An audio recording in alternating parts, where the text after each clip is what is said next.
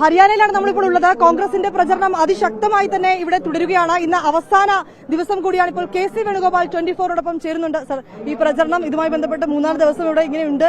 എന്താണ് നിലവിലെ സ്ഥിതിഗതി? ഹരിയാന കോൺഗ്രസ് വലിയ ഭൂരിപക്ഷത്തോടെ വിജയിക്കും, നല്ല ഭൂരിപക്ഷത്തോടെ വിജയിക്കും.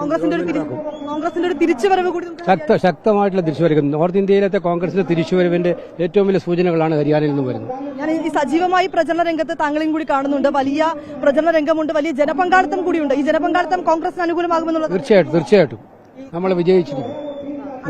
എല്ലായിടത്തും വലിയ ആവേശമാണ്, വലിയ ഇതാണ്. ഇന്നത്തെ പ്രചരണം തീരുന്നതോടുകൂടി കോൺഗ്രസിന് വലിയ മുന്നേറ്റം ഉണ്ടാവും. ഈ കർഷകർക്കൊപ്പം കോൺഗ്രസ് നിന്നതും ഒപ്പം ഗുസ്തി താരങ്ങൾക്കൊപ്പം കോൺഗ്രസ് നിന്നതിന്റെ ഒക്കെ ഒരു ഫലം നമുക്ക് കോൺഗ്രസിന്റെ എല്ലാവിധമായിട്ടുള്ള പരിപാടികളും തന്ത്രങ്ങളും ഒക്കെ തന്നെ ഫലപ്രദമായിട്ട് തന്നെ ഇവിടെ പോകുന്നത്.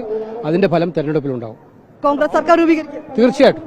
തീർച്ചയായും വലിയൊരു ആത്മവിശ്വാസത്തിൽ തന്നെയാണുള്ളത്. ഹരിയാനയിൽ കോൺഗ്രസ് സർക്കാർ രൂപീകരിക്കുമെന്ന് തന്നെയാണ് കെ സി വേണുഗോപാൽ 24 പ്രതികരിച്ചിരിക്കുന്നത്. ഹരിയാനയിലെ നൂഹിൽ നിന്ന് ക്യാമറാമാൻ ജിജീന്ദറിനൊപ്പം വിനീത VG 24.